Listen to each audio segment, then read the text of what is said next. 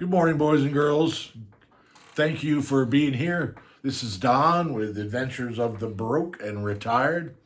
And, I'm here with Elmer, the Reckless Remote. I don't know if you saw the short that I posted a few minutes ago. I can't find my invisible balls. I've been looking everywhere. I've been tearing this place upside down. Some people might think that's a joke, but the truth of it is, I've really been looking. And in the process of looking, I came across something that I forgot I even had. I got a phone call from a customer. This was several years ago. I don't remember exactly when it was, to be honest with you. I'd been recommended to him by someone else. Anyway, I got a call from him. He told me, he called me up on the phone, tells me who he is, Robert somebody. And he has a problem with one of the doors in his house. Has a problem. Can I come down and come see about it? So yeah, I went down there. So I go down to they lived off of 100 Oaks in Baton Rouge. 100 Oaks is it's an older part of town, well established. It's old money, to be honest with you. The houses are big. They're big, spread out. They're big, like ranch style for the most part. They have very fancy courtyards and that kind of thing. Big chunk of property, of which the landscaping in the house takes up most. 200-year-old oak trees, that kind of thing. Beautiful neighborhood. Definitely upscale. Probably built in the 70s. Did I say that already? Anyhow, so I go down there and I go look, and he's got a wooden 15 light door. If you're not sure what a 15 light door is, if you go to Lowe's or Home Depot, put in 15 light door, it'll show you. But it was wooden. It was original to the house. And it was in kind of a bad spot. Got a lot of backsplash water from the roof. The roof on the house was slate, by the way. It was a ranch style house with a slate roof. Anyway, the door was bad. It was starting to fall apart. So I told him, we're gonna have to replace the door. I said I'll go home, put an estimate together, and send it to you. And he said, I don't need no estimate, just fix it. And there's plenty of money in this house. No, that's not the way it works. I don't care if you got 50 cents or $50 million. Everybody gets treated the same. You get an estimate. Let me turn this off. Lighting is better without that on. Anyhow, so I put the estimate together. They approved it, went down to his house, did the door, and then they hired me to do, I ended up doing a bunch of other kind of small things at that house. Latches that were it was just stuff it was nothing. The door was the worst part of it. The door and the gates by the carport were the worst parts of it. Everything else was just kind of nitpicking stuff, just hadn't been done in a while because they didn't know anybody to do whatever. Anyway, during the process of doing work on their house, I would speak to them, to the people. They also sent me to go look. The wife, now these people were in their probably late 80s when I knew them 10 years ago. I know that the gentleman has passed since. I don't know if she is still around. I've got to tell you about the house that she had me go look at, because that's really an incredible story. Anyway, let me get back to the story at hand here. I got to remember that. Let me make a note.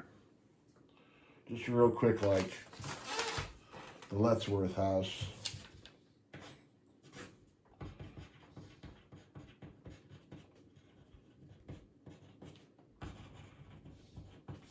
If I don't make myself a note, I'll forget. I ain't gonna try to fool nobody. I'll forget.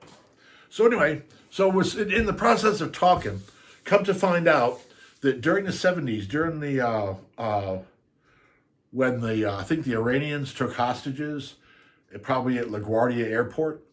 He was one of the people that was sent in to do the negotiations. He was a member of the Archdiocese. He was a Catholic priest. He was a member of the Archdiocese of Baton Rouge.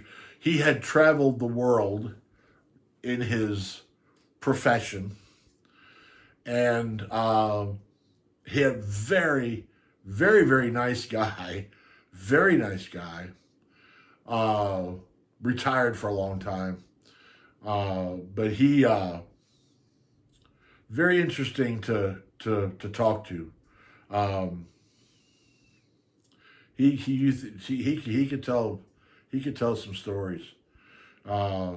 Anyhow, in one of my days over there talking to him, working on their house, talking to him, he said to me, he said, "I think I've got something you might want," which I thought was pretty nice of him. I said, "What you got?"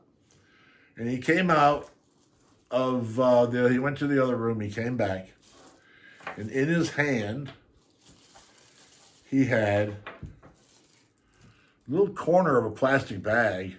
It's a Walmart bag, probably, with some Union Jack tape on it. And he peeled the tape back a little bit, and he opened it up, and inside was this little piece of concrete. Little piece of concrete.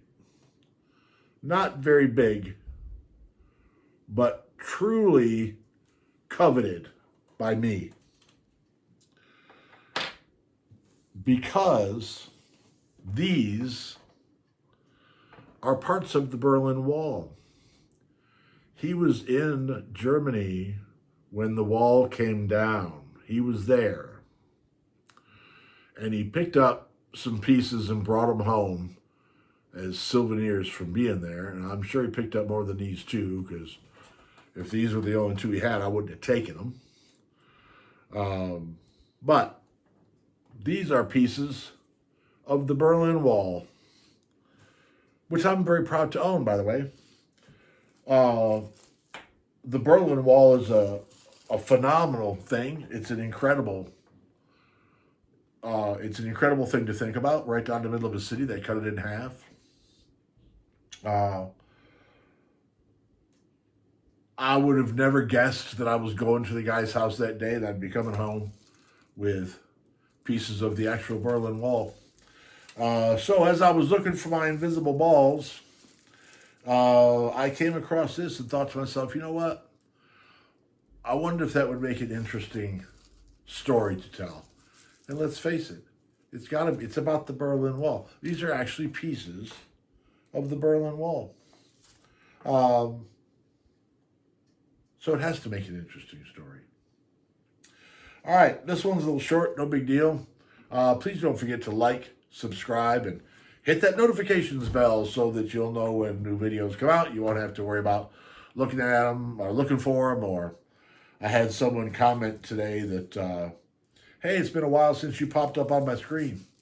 Well, I suggested that they subscribe and hit the notification bell, but I don't think that comment went through. I don't think that reply made it through, because my computer did something funny after that.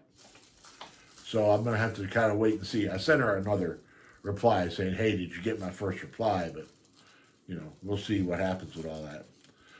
Anyhow, thank you very much for being here. I really do appreciate it. I appreciate it more than I can tell you. I'm not going to bore you to death with saying a bunch of stuff over and over and over. So, see how many clicks it takes Elmer to get to the center of getting us out of here.